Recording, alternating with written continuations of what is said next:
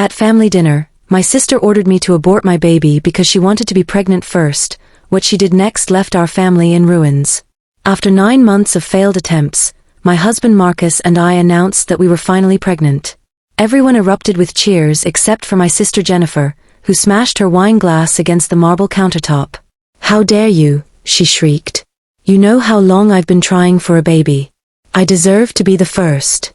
Mom tried to tell her that 22-year-olds aren't ready for a baby, but Jennifer refused to back down. She grabbed her Michael Kors purse, then dramatically stormed out, yelling that I better abort my baby within 1 week, or else she was getting the police involved. The next morning, she showed up at our door with printed pages from Planned Parenthood and other clinics, shoving them into Marcus's chest while he was still in his Batman pajamas. "I made appointments for her at 3 different places," she announced to our entire cul-de-sac. "She just needs to pick one." When Marcus tore up the papers, she called the whole family demanding an emergency intervention. That Sunday, 28 relatives crammed into Mom's living room while Jennifer stood at the fireplace like she was delivering a TED Talk on why I was destroying her life by having a baby first. She actually had a PowerPoint presentation with pie charts showing why birth order mattered. Our Uncle Charles, who's a corporate attorney, finally told her, "There's no legal precedent for forcing someone to abort because you want to be pregnant first." She pointed at me with tears streaming down her face and said if I didn't terminate by Monday, she'd never speak to any of us again. But we called her bluff and all 28 of us told her, "See you later." She actually left sobbing, mascara running down her cheeks. And we didn't hear from her for a long time. 7 months into my pregnancy, we were having our baby shower at Mom's house when the front door flew open. It was Jennifer. She walked in with her hand on a massive belly, wearing a shirt that said, "First grandchild loading." Everyone went silent. Mom dropped her cake knife with a clatter. "Surprise. I'm almost due," she announced, spinning around so everyone could see her bump. "I got pregnant right after that horrible meeting where you all betrayed me. I'm 9 weeks away from giving birth." Nobody was impressed. And when I decided to mess with her and mentioned my due date that was 7 weeks away, her face turned deep red with anger. She grabbed my arm, her nails digging into my skin, and whispered that the dates didn't matter because she'd make sure hers came first. Then she left before anyone could respond. My mom called me that Tuesday, crying her eyes out. She'd found out from Jennifer's roommate that my sister had been taking black market labor induction drugs she'd bought from some sketchy website, risking her baby's life to deliver before me. Now, Jennifer was in the ICU. But not because of the drugs. Turns out Jennifer had found some girl on Craigslist whose mother used to be a midwife in Guatemala and paid this girl $5,000 to perform a C-section in her living room. The girl, only 19 years old, kept refusing, saying Jennifer was only 32 weeks pregnant. But my sister threatened to do it herself with kitchen knives if she didn't help. They used box cutters sterilized with rubbing alcohol. Jennifer lost so much blood that her neighbor saw it seeping under the apartment door and called 911.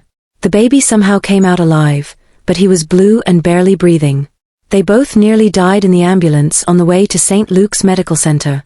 The baby went straight to the NICU on a ventilator and Jennifer needed a full hysterectomy at age 22. She'd never have another child.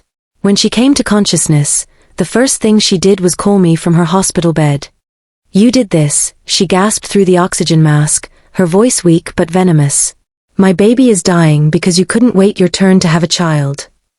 The craziest part about all this is now that she was fighting for life, suddenly the family was split down the middle. One half thought she'd lost her mind completely, but the other half actually thought I should have delayed announcing my pregnancy to spare her feelings. One aunt even said I should have just aborted when Jennifer first asked, that it would have prevented all this trauma. But everyone agreed on one thing, we all needed to be there for the sick baby fighting for life. My own pregnancy became pushed to the side like yesterday's newspaper. I didn't mind much though. My baby was mine and Marcus's, not my mother's or the family's. It just sucked how any time I mentioned anything exciting about my pregnancy, the conversation got redirected to Jennifer's baby in the NICU. 3 days before my due date, I was admitted to St. Luke's for monitoring because my blood pressure was climbing. Jennifer's baby was still critical. The doctor said the next 48 hours would determine if he'd survive or suffer permanent brain damage. The scariest part was that I could see her through my doorway. She'd been released from ICU but stayed at the hospital, standing in the hall between the NICU and the maternity ward. And she wasn't looking at the rooms or the nurses passing by. She was staring directly at my belly with an expression I'd never seen before.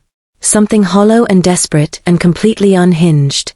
Tomorrow morning, they're inducing me at 8 o'clock sharp. Jennifer knows the exact time because she overheard the nurses discussing it. She's been asking the staff questions about the delivery room locations and whether they ever leave babies unattended in the nursery. The NICU is one floor below maternity. If her baby doesn't make it through the night, I don't know what she'll do when mine is born healthy in the morning. I can't sleep. Every sound in the hallway makes my heart race. The clock showed 3:15 in the morning when I woke up to Marcus's voice in the dark, already talking to someone on his phone. He was pacing by the window overlooking the parking lot, his voice tight with worry as he explained how Jennifer had been watching the hallways and timing how long nurses stayed in each room. The charge nurse, Angela, promised to add a special security code to my chart right away and alert the whole night shift. Marcus wasn't satisfied though. His voice got louder as he demanded specific names of who would protect us and exactly what they'd do if Jennifer tried to get near our baby. Within an hour, Detective Kevin Sullivan showed up at our door wearing a hospital security supervisor badge and carrying a thick folder of safety protocols. He was tall, maybe 6'3", with graying hair and the calm demeanor of someone who'd seen everything. He walked us through every single safety measure they had, showing us pictures of the electronic badges that tracked everyone's location in real time and explaining how the infant security tags would trigger an automatic lockdown if anyone tried to remove them from the maternity floor. At 5 o'clock in the morning, someone knocked softly and a woman named Michelle Brennan from Child Protective Services came in with a clipboard full of forms. She explained she needed to document all the threats Jennifer had made for potential CPS involvement, both for Jennifer's baby and potentially for ours. My phone started buzzing non-stop as Mom apparently told everyone in the family group chat about the security measures we'd requested. Half my cousins thought I was being dramatic and overreacting to a new mother's stress and grief.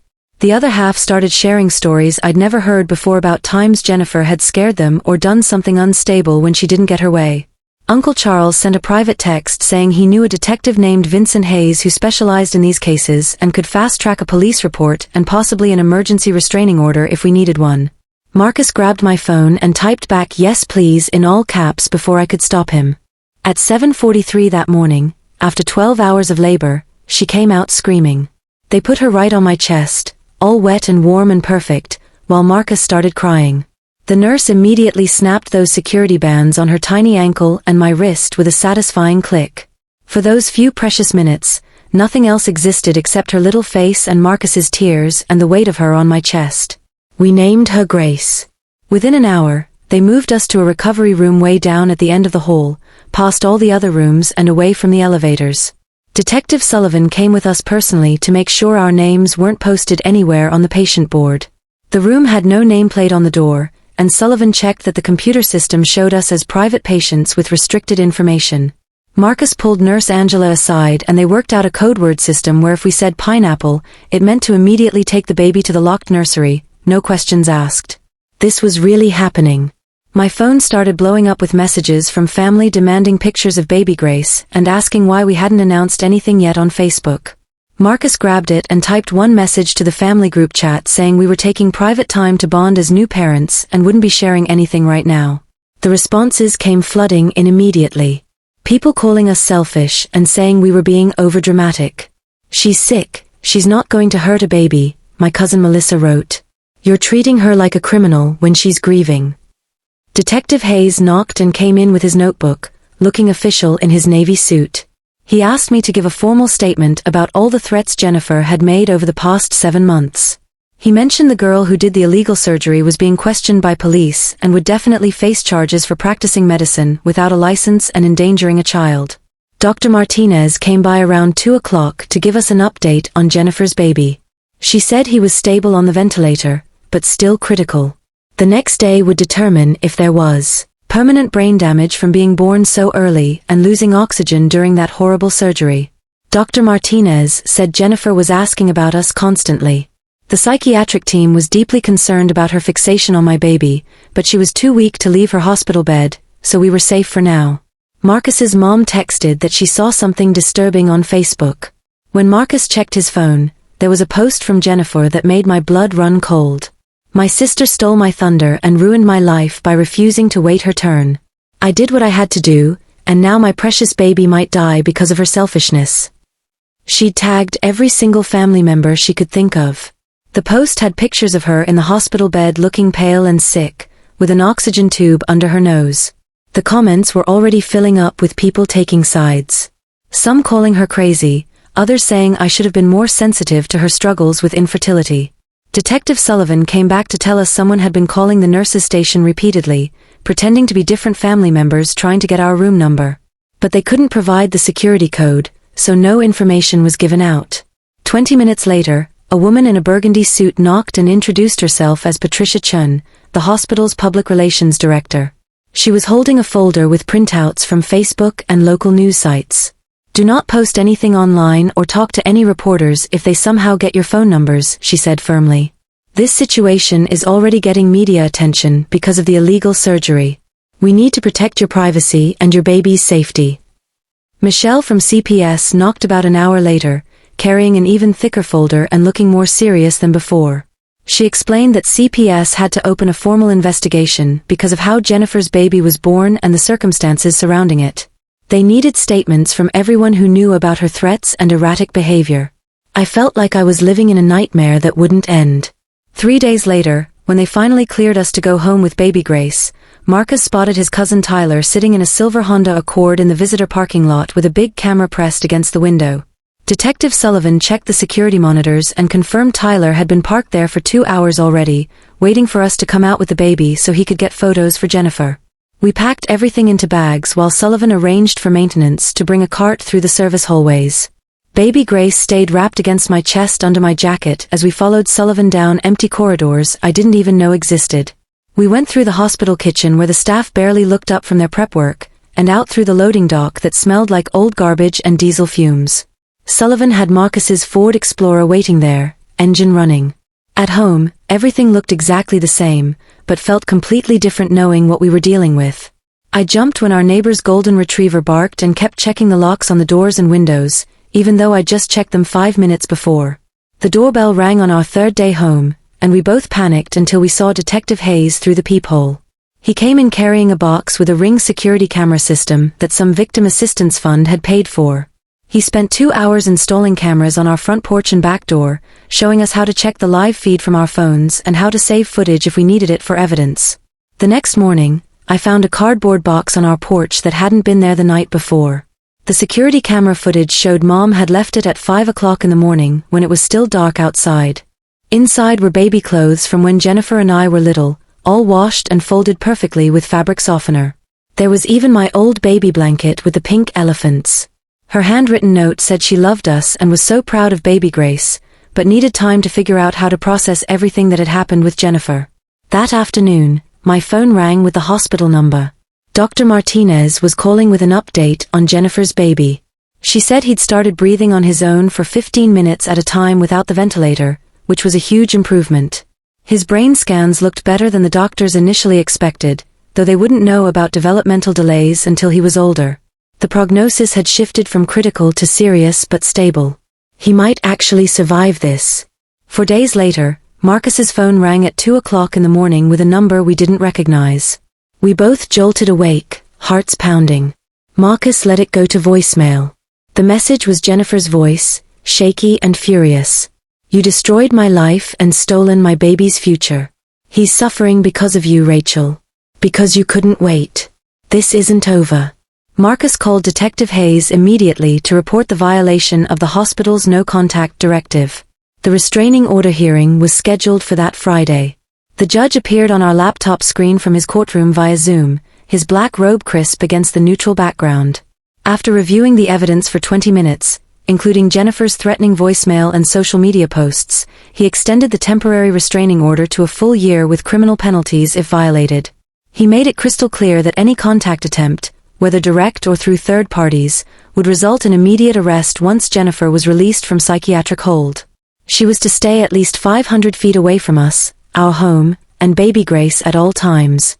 2 weeks later, Michelle from CPS called with important news. They'd found placement for Jennifer's baby with his biological father's parents in Denver, Colorado. The grandparents were stable, financially secure, and had no criminal history or concerning behaviors.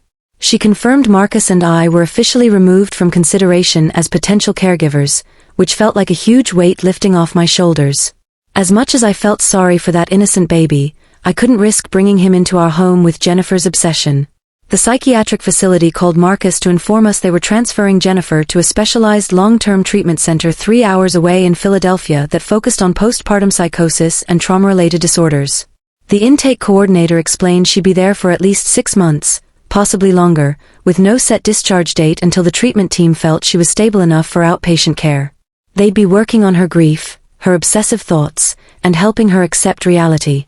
Marcus scheduled a Zoom call with the extended family for that Sunday to set clear boundaries going forward. 28 relatives joined the call, though half of them had their cameras turned off, hiding in digital darkness. Marcus did most of the talking, his voice steady and firm. He explained we'd send one monthly email update about baby Grace, but wouldn't respond to individual texts or calls about Jennifer or the family drama. People who violated this boundary would be blocked. Most of them agreed reluctantly, though Aunt Victoria kept saying we were being too harsh on someone who was clearly mentally ill and needed family support. "She's sick, not evil," she insisted.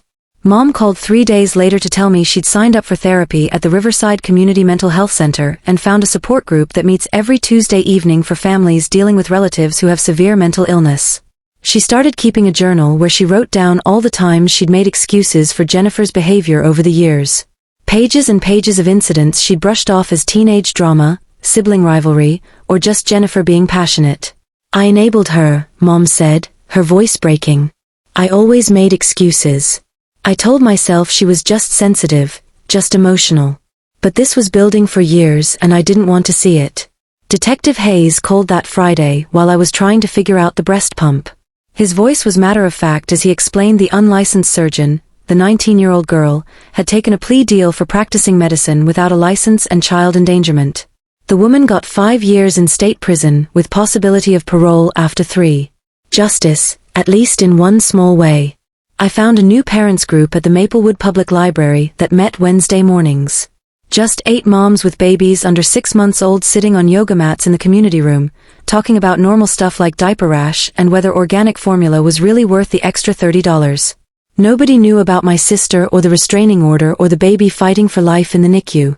They just saw me as Rachel, another tired mom trying to figure out this whole parenting thing. It felt like breathing fresh air after being underground. Marcus sat down that night with his laptop and created a family communication system using a group email distribution list. Every Sunday evening, we'd send out basic updates about baby Grace and nothing else. No responses accepted, no drama allowed. The system felt cold but necessary. It gave us space to be new parents without constant family interference, while still maintaining some connection for the relatives who'd respected our boundaries. I pumped extra breast milk every morning, and Marcus would drive it to the hospital in a cooler marked for the NICU donation program.